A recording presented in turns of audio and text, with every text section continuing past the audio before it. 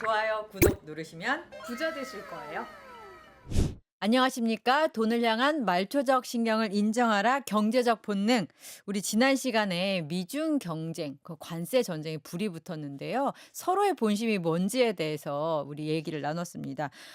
중국이 나름대로 미국에 대한 인질도 갖고 있고, 미국은 미치광이 전략을 쓰고는 있지만 본심은 저 깊이 다른 데 있고, 이런 내용을 굉장히 흥미롭게 했으니까요. 일부를 챙겨서 들어주시고요.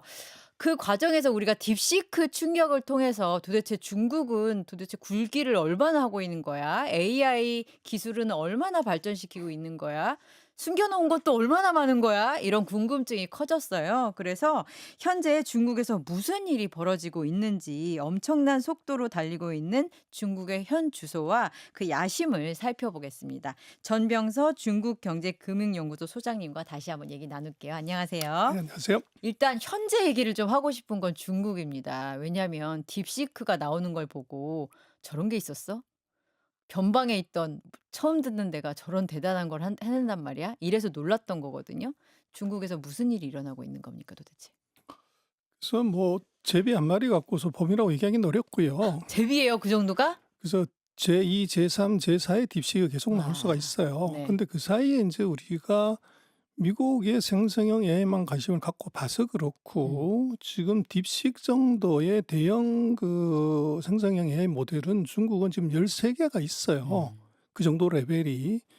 근데 그중에서 인제 딥식 같은 경우는 우리로 치면 여의도에 있는 뭐 자산 운용사, 음. 그 조그만 자산 운용사가 만든 자회사가 만든 AI 모델이 이게 세계에서 1 등하는 오픈 AI의 뒤통수를 쳤다는 거죠. 네. 그게 인제 굉장히 쇼킹하게 온 거고, 그래서 인제 어떻게 그런 일이 그러지만 그것은 필요는 발명이야 머니다. 음.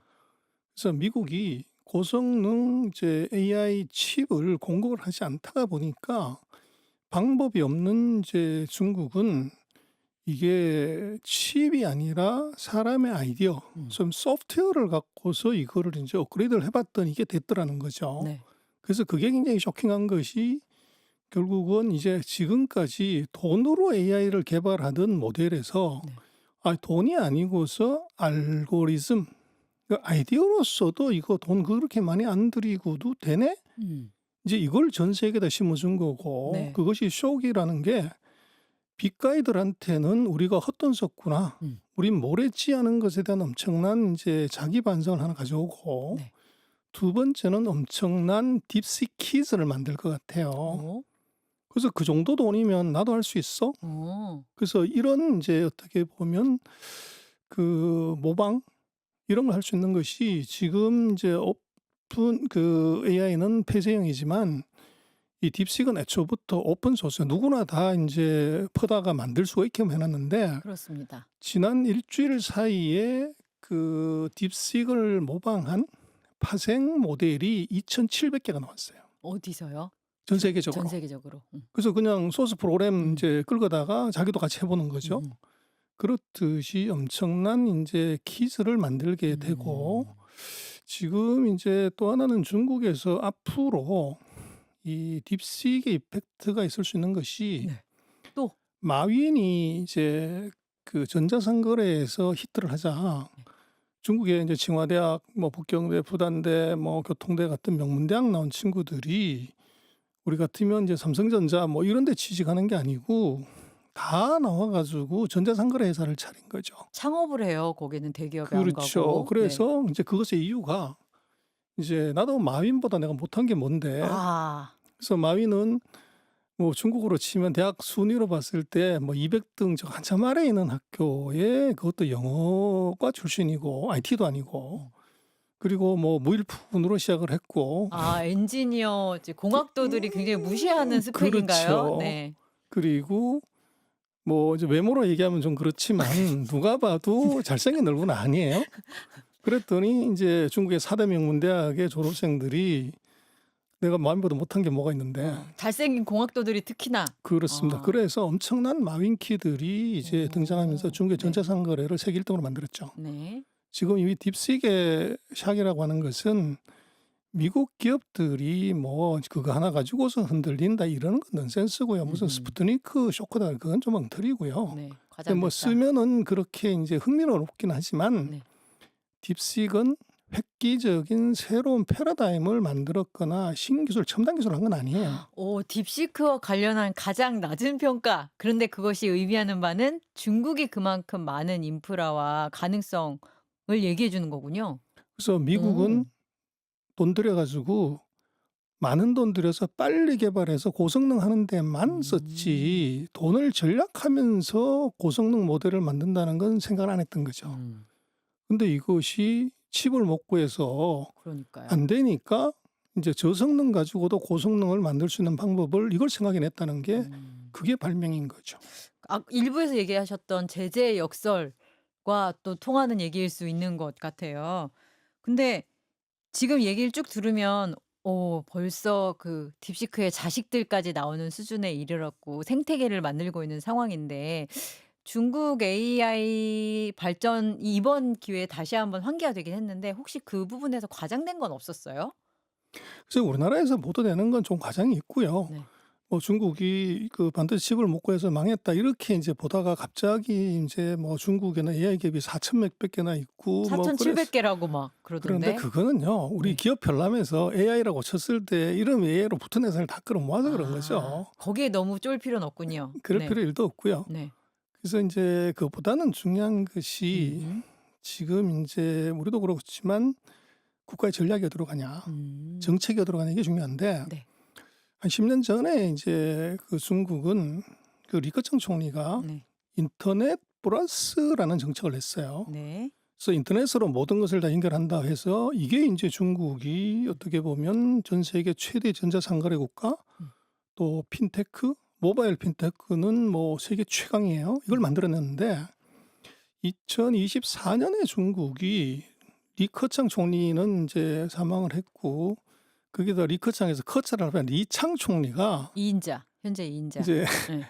새로운 정책을 내놓는 게 AI 플러스입니다. 베낀 아. 거죠. 인터넷 플러스에서 다음 버전 AI 플러스. 네. 그래서 "AI로 모든 것을 연결한다." 이렇게 돼 있고 네. 그러면서 인제 AI 관련된 인프라 산업에 무지 투자를 많이 한 거죠. 음. 그리고 인제 중요한 것은 AI는 매일 공부를 시켜야 돼요. 음.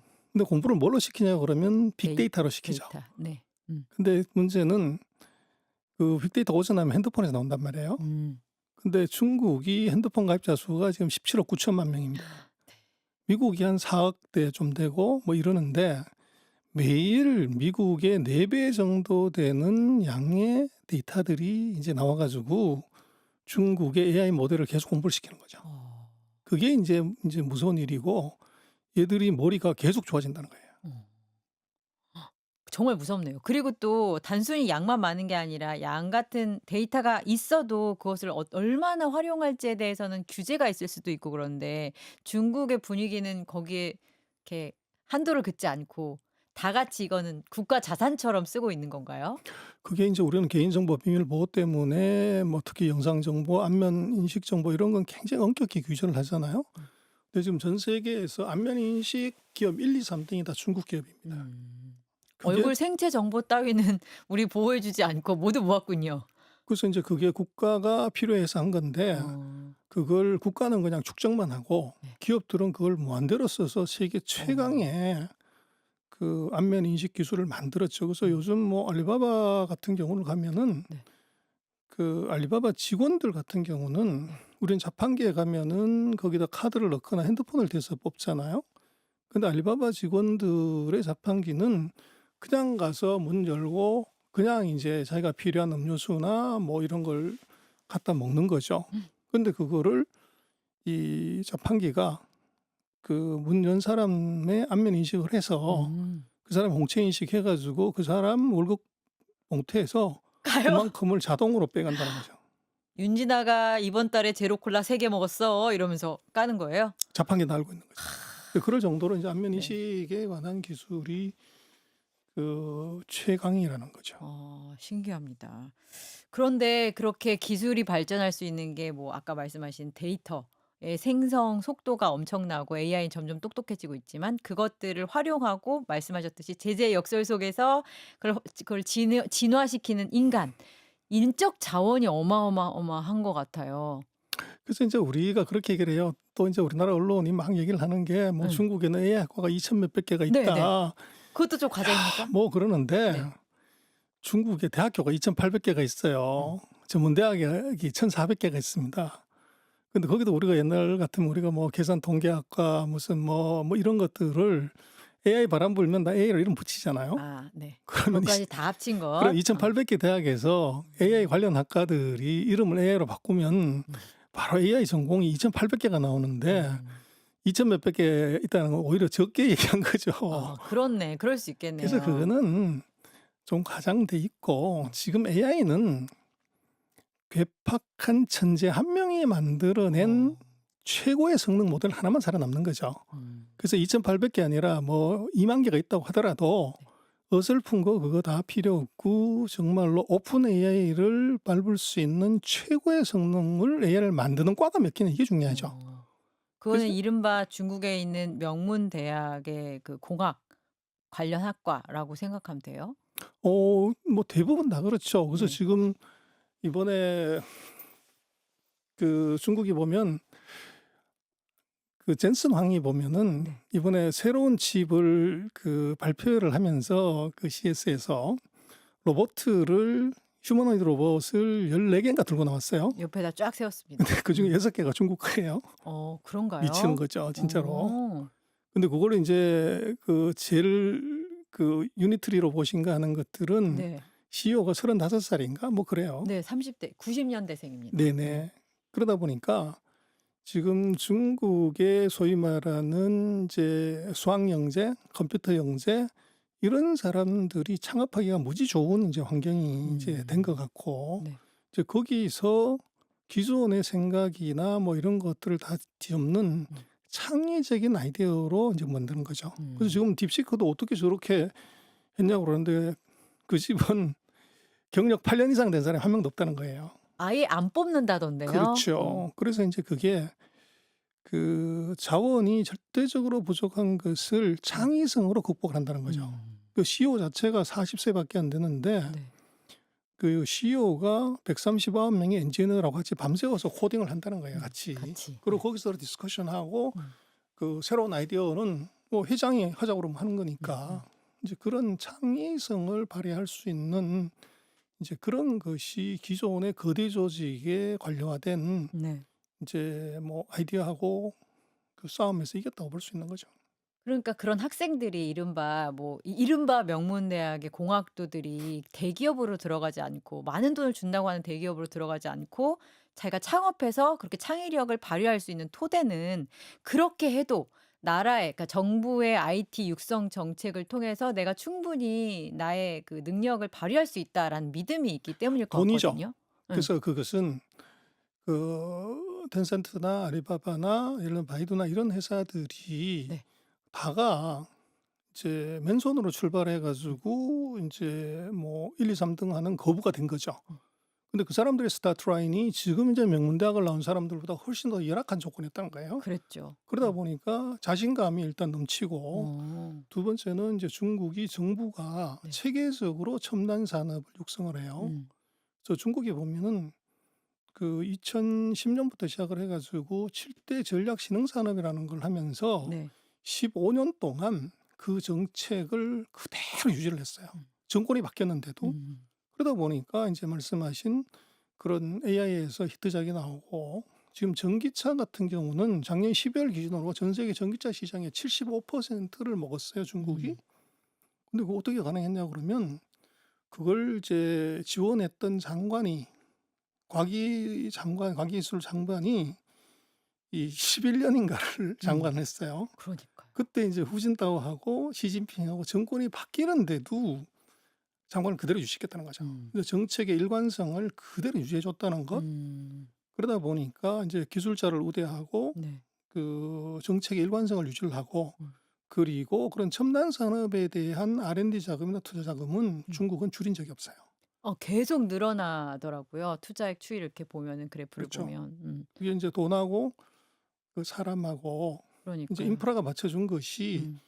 이제 뭐 미국을 놀라게 하는 그런 기술 음. 이제 모델을 만들게 된 뭐 뒷배경이라고 볼 수 있죠. 그리고 R&D를 투자를 늘린다고 해도 양적으로 늘린다고 해도 어디에 얼마나 효과적으로 집행하느냐는 또 다른 얘기일 수도 있는데 그것을 제대로 집행할 수 있는 어떤 지식적 기반도 되는 것 같은 게 간부들 상당수가 또 공학도들이더라고요. 제가 보니까 20차 당대회 당시에 중앙위원회 위원 205명 중 49.5%가 기술관료 출신. 근데 그보다 더 드라마는 더 드라마가 중국은 있습니까? 이제 공대생의 나라예요. 공대생의 나라. 중국의 역대 주석들 그 5명 중에서 1명 빼고 4명이 다 공대 출신입니다. 시진핑이 공대생인 건 알았는데 앞자리도 다 그런가요? 후진타오도 칭화대 수리공정과 발전소 어. 만드는 과고 그 장세민 주석 같은 경우도 교통대 전기과를 나왔어요. 어. 그리고 등소평 같은 경우는 뭐 등소평은 아니죠? 등소평은 프랑스에 가서 맞아, 맞아. 자동차에서 일을 하면서 공부를 했기 때문에 자동차 아. 공학이라고 사실은 봐야 되는 거죠. 지금으로 표현하면. 그렇군요. 그래서 그 회사의 CEO가 공대 출신이고 그것이 내리 음. 4대 동안 다 이과 출신이었기 때문에 그렇군요. 이과 우대의 그런 전통이 이제 있군요. 전통이 뭐 상무위원 또는 정치국은 절반이 공대생이 아니라 어. 주석이 내리 5명 중에 4명이 다 아. 공대생이라는 게 더 샤킹하죠. 강요의 절반 이게 이 느낌이 아니네요.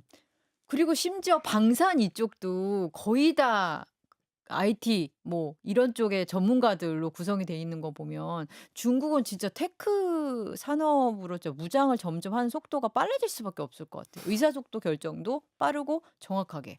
그래서 이제 중국이 망한 이유가 문관들의 탁상머리 때문에 망했다 이런 반성이 하나 있고 아. 또 중국은 워낙 이제 가난한 농업사였기 때문에 이것을 극복하려고 하면은 결국은 기술해야 된다. 음. 이것이 이제 뭐 1949년 나라 세우면서부터 뭐 과교 부흥, 과학과 교육으로 이제 과학기술로 나라를 부흥시켜야 된다. 이런 이제 그 관념 정책이 이제 근본적으로 있었던 거죠. 그렇군요.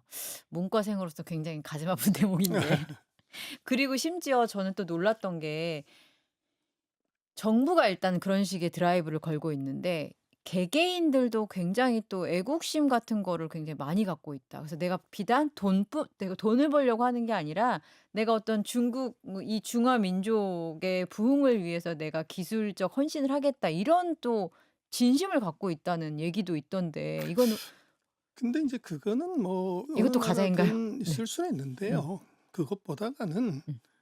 이제 중국의 시장이 커진 거죠. 음. 그래서 그 미국 정도의 대우를 할 수 있고 한국보다도 더 많은 급여나 보상을 줄 수 있는 유일한 체계가 이미 갖추어진 거죠. 유일한 나라 중에 하나구나. 그래서 이제 음. 미국에서 중국으로 돌아오는 사람들의 회귀율이 지금 70%가 넘어간다는 네. 거잖아요. 근데 이제 그것은 뭐 또 하나를 놓고 보면 지금 아까 인제 뭐 딥식 포함한 중국의 IT나 인제 AI를 주도하는 사람들이 다 40 대, 30 대들인데 네. 이 사람들은 태어나면서부터 지질이 못 사는 뭐 아시아의 병자 이 중국이 아니고 음. 태어나 가지고 자기가 대학 다니면서 성인이 됐을 때부터 자기가 번 중국은 세계에서 2 등이었어요. 음. 그리고 인제 전 세계의 그 유명한 기업들이 다 들어와서 장사하고 있었고 중국에 구애하고. 그렇죠. 그러는데 거기에서 중국 기업들이 같이 이제 음. 경쟁해서 이기고 유지되는 걸 보고서 아. 거기서 이제 예를 들면 5말 6 초, 6말 7 초들은 우리는 삼류 국가 이렇게 생각하지만 2말 3 초, 인제 3말 4 초들은 음.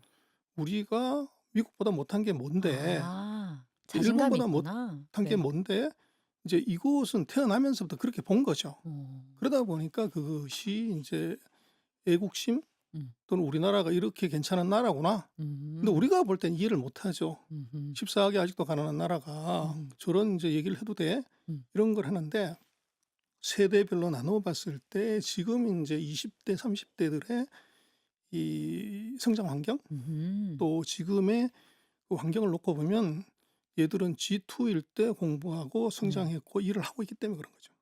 우리 중국 시장에 투자하시는 분이나 아니면 거기서 이제 기업을 하시려고 하는 분들이 되게 알아둬야 될 대목일 것 같은 게 세대에 따라서 가치관이 되게 다를 것 같고 소비 패턴이나 이런 것도 굉장히 다르겠네요. 그렇습니다. 그래서 음. 지금 이제 우리가 무섭게 봐야 되는 것은 소위 말해 네. 디지털 베이비들입니다. 음. 그 우리 지금 이제 애기들이나 중국의 유아들은 조건이 똑같아요. 네. 그래서 똑같이 애 인제 하나밖에 안 낳고 중국은 그걸 이제 벌써 뭐 한 40년 가까이 했기 때문에 중국의 애기들은 지갑이 6 개가 있단 말이에요. 할아버지, 엄마 할머니, 아빠. 외할아버지, 할머니, 엄마, 아. 아빠 6 명이 집중적으로 투자를 하기 때문에 자원이 많겠다. 소득은 낮더라도 애들 교육하는 거는 우리하고 별 차이가 없이 해요. 음. 그러고 태어날 때부터 얘들은 뱃속에서부터 디지털 음악을 음. 들었고 이 아기 때부터 엄마 핸드폰 가지고 음. 놀았고 이제 유치원부터 시작해서 아이패드를 갖고 논 세대이기 때문에 미국, 한국, 일본의 애들하고 전혀 차이가 없어요. 그리고 정보 접속력, 검색력 여기서 차이가 1도 없는 상태에서 거기서 인제 영재 교육을 하거나 음음. 이제 조기 교육을 했을 때 음. 이펙트 음. 이제 이게 있는 거죠. 음. 그래서 지금 앞으로 인제 4차 산업혁명은 결국은 인제 지금 있는 MZ 세대들 또는 그 아래 세대들이 얼마나 잘해 주냐는 거고 지금 5만 6조, 6만 7조에서는 한국이 중국에 앞서 월등히 개성대들이 잘했고 네. 지금 4만 5초는 인제 뭐 비등비등하다고 보고 인제 1만 MZ가 2초, 2만 문제일세. 그쵸. 예. 이 사람들 사이에서 경쟁해서 우리가 지면은 이제 이건 문제가 되죠. 거기가 관건이네요. 한국 얘기를 하니까 갑자기 또 가슴이 탁 막 답답해 오는데 왜냐면 자원이 우리는 부족하니까 기본적으로 창의력으로 우리도 중국처럼 사실 뛰어야 될 입장인 것 같거든요. 우리는 뭐 그래서 인제 가공할 만한 그 자원을 투입할 돈이 있는 것도 그래서 인제 아니고. 필요한 발명의 어머니인데 네. 중국도 어떻게 저렇게 딥시크를 만들었냐고 그러는 것이 음. 이제 막히니까 뚫은 거죠. 그런데 음. 한국도 그렇게 우리가 자기 비하 뭐 이렇게 말할 필요가 없는 것이 음. 우리 잘하고 있어요. 첫 번째 잘하고 반도체 있어요? 우리 망했다 뭐 이렇게 얘기를 하는데 네. 망한 게 아니고 잘하고 있어요. 그게 1 그래요? 등 하던 삼성에서 음. 하이닉스로 말을 갈아탄 것이고 아. 지금 엔비디아를 주가 폭락시킬 수 있는 전 세계 유일한 기업이 대한민국에 있어요. 음. 거기 HBM을 하이닉스가 공급하지 않으면 네. 엔비디아 칩 소용이 없어요. 음. 근데 그 HBM 칩을 전 세계 90% 이상을 한국이 공급을 합니다. 음. 미국도 아니고 이게 대만도 아니고 중국도 아니고요. 음. 그리고 우리 인제 MZ 세대 우리가 지금 닦고 저이고 기름치는 거를 이제 일이라고 요즘 이제 MZ들이 생각 안 하잖아요. 음흠. 근데 대신 즐겁고 음. 즐기고 이제 소위 말하면 펀 산업에서는 드라마가 되든 영화가 되든 음. 뭐 가요가 되든 뭐 음악 연주가 되든 체육이 되든 다 우리 세계 1 등인데 아 우리가 또 놀기 좋아하는 전설의 동이족이라서. 그래서 그거를 어떻게 인제 산업화하고 돈으로 어. 만드냐는 것의 이슈지 알겠습니다. 뭐 그렇게 제가 볼 때는 그 전통적인 산업의 관점에서 중국과 같이 제조업에서 우리가 뭐 어떻게 이기냐 거기서 답을 찾는 것은 아니 우리가 갖고 아. 있는 철강화학, 조선 기계, 자동차, 반도체가 우리 거였습니까? 음. 미국에서 일본에서 우리한테 넘어온 거지. 음. 그러면 그것에 대해서 일본하고 미국이 그렇게 애통해하고 음. 비분관계하냐는 거예요. 미국은 다시 제조업을 갖고 오려고 난리치고 있잖아요. 근데 제조업을 갖고 오는 것이 아니라 음. 하이테크에 반드시 필요한 반도체 산업을 가지고 오려고 하는 거죠. 특정 부분이다. 그렇죠. 거기만 돈 주잖아요. 음. 반도체에만 이제 500억 불을 주는 거죠. 네. 알겠습니다. 제가 또 우울한 질문해서 죄송하고요. 그래서 중국이 저렇게 치고 올라오고 지속적인 우물에 물대기가 가능한 상황에서 완전 최선두에 있던 미국은 어떻게 반응할까도 사실 궁금한데 중국이 추격하는 속도가 굉장히 빠르다는 건 미국도 알고 있을 거 아니에요. 그리고 이런 뭐 미국의 언론 같은 데서 전문가 인용의 말들을 보면은 조만간 우리를 추월하지 못해도 따라잡을 것은 분명하다. 이런 것을 공공연히 쓰고 있더라고요. 그래서 단기전에는 그래도 미국이 강할지 몰라도 장기전으로 가면 중국이 더 유리하다. 이런 평가도 있던데 어떻게 그건 이제 보세요? 보는 관점에 따라 다를 거고요. 음. 전문가 말은 뭐 반만 믿으면 되고요. 그건 음. 길고 작은 해봐야 되는데 네. 지금 빅데이터를 기반으로 한 AI에서는 빅데이터는 이건 분명코 미국보다 중국이 지금 더 크고 풍부해요. 지금처럼 반도체 개발 속도가 빨리 가면 앞으로는 반도체가 없는 게 아니라 그걸 훈련시킬 빅데이터가 부족해 가지고 문제가 될 수 있어요. 아하. 네. 그런 측면에서 인제 중국의 우위가 있는 반면에 네. 지금 인제 결정적인 그 중국의 하자는 중국이 다 잘하지만 못하는 게 딱 2 가지가 있죠. 축구하고 반도체를 못해요. 축구를 너무 근데 못하더라고요. 네. 반도체에서 이게 인제 안 되면 빅데이터가 아무리 음. 많더라도 지금 아까도 말씀을 드렸지만 딥시크이 엄청난 획기적인 기술 발전을 이룬 것이 아니라 공정 개선을 통한 효율이 미국과 같다는 그쵸. 걸 만든 것이지 패러다임을 뒤집을 수 있는 새로운 이론, 새로운 기술을 만든 게 아니에요. 아하. 원천 기술로서로는 가치가 그렇죠. 없다. 그래서 인제 원천 기술도 인제 캐치의 속도는 빠르겠지만 음흠. 하드웨어가 받쳐주지 않으면은 소프트웨어는 의미가 없어져요. 음흠. 근데 그런 측면에서 지금 반도체 기술에서 미국을 중국이 따라온다? 음흠. 이거는 예상보다 훨씬 더 긴 시간이 필요하고 아. 거기에 하드웨어적인 것을 구현하는 것은 대만하고 한국이 이거를 이제 하고 있는데 네. 그걸 먼저 따라잡지 못하면 음. 중국이 AI 산업에서 장기적으로 미국을 이긴다 이렇게 얘기하는 것은 좀 어렵죠. 어. 추격하는 노력이나 시간은 계속 단축시킬 수가 있지만 음흠. 뛰어넘는다고 하는 것은 그런 인제 그 애로사항을 음. 먼저 해결을 해야 음. 본격적으로 붙을 수가 있는 거죠. 그래서 중국으로서는 네. 맨 먼저 관건이 반도체를 어떻게 국산화해서 이제 미국과 같은 수준의 하드웨어를 구하냐. 이게 발등에 불이고 그래서 왜 인제 중국의 반도체 주가가 지금 사상 최고치냐 하는 것은 바로 거기에 있습니다. 정부가 기를 쓰고 밀어줄 것이고 그렇습니다. 기업들도 기를 쓰고 이것을 어떻게든 살아남게끔 할 것이다. 그렇습니다. 라는 시장의 기대가 반영이 된 거군요. 그리고 말씀을 듣다 보면 미국은 같은 이유로 반도체와 관련해서 중국의 목을 미친 듯이 조르겠네요. 뭐 당연히 그렇고 거기서 인제 어. 우리가 어부지리를 사실 할 수가 있는 거죠. 가만 그렇습니다. 내버려 네. 뒀으면은 중국이 우리를 뛰어넘었을 건데 그렇죠. 미국이 목을 졸라주는 순간에 우리가 숨을 쉬게 된 것이고 우리는 거기에 인제 취해 가지고 있다가 보면은 인제 가는 수가 생기는데 가는 수가 그 생기기 기회가 때문에. 있을 때 우리가 미국도 아. 못 따라오고 중국도 못 따라올 정말로 절대격차를 더 내야 되는 거죠. 초격차를. 내야 되는데 우리나라 선두기업이 지금 헤매고 있어서 조금 걱정이죠. 근데 그게 또 약이 될 수도 있어요. 네. 이제 처절하게 반성하고 나면 네. 또 인제 지금까지 생각하지 못했던 것보다 멀리 뛸 수가 있으니까 음. 이제 그럴 수는 있을 것 같고. 근데 어쨌거나 지금 상황에서는 우리가 정말 천행으로 음흠. 이게 AI 시대의 가장 중요한 이제 무기죠. 네. 그 반도체. 분수 물자인 아. 네. 반도체를 네. 이거를 반드시 쓰던 두 개 중에 하나를 우리가 하고 있다는 거예요. 그래서 이것은 미국도 제대로 못하고 중국은 당연히 못하고 대만도 TSMC 그런 대만은 DRAM을 못합니다. 칩을 못해요. 네. 그걸 우리가 쥐고 있다는 건 그건 천운이에요. 음. 그래서 인제 이걸 어떻게 잘 레버리지 걸고 이거를 이제 그 메모리에다가 GPU를 갖다 붙이는 거 음. 이제 그거를 하게 되면 우리 끝나는 거죠. 그쵸. 우리가 GPU가 약하니까. 그렇죠. 음. 근데 앞으로는 이제 그렇게 될 수밖에 없어요. 그래서 GPU 회사는 메모리를 같이 이제 통합하려고 하고 있고 네. 우리 같은 경우는 메모리 위에다가 힘들지만 음. 이제 GPU를 갖다 붙이는 거 음. 뭐 이런 것들이 앞으로 대세고 추세일 수밖에 없습니다. 알겠습니다. 중국의 현재를 얘기하다가 미국의 반응까지 살펴봤고요. 그 과정에서 이 틈을 보니까 '우리 한국이 어떻게 하면 살아날 수 있겠다. 어디에 길이 있다.'라는 것까지 우리 소장님이 짚어 주셨습니다. 앞으로 기술과 관련된 얘기를 굉장히 많이 하게 될 것 같은데요. 왜냐면 미래는 곧 정말 기술 싸움인 것 같아서요. 관련해서 미국, 중국 얘기만 하지 않고 거기 한국 얘기까지 해 주셔 가지고 너무 귀에 쏙쏙 들어온 시간이었습니다. 오늘은 여기까지 하겠습니다. 네, 감사합니다. 고맙습니다.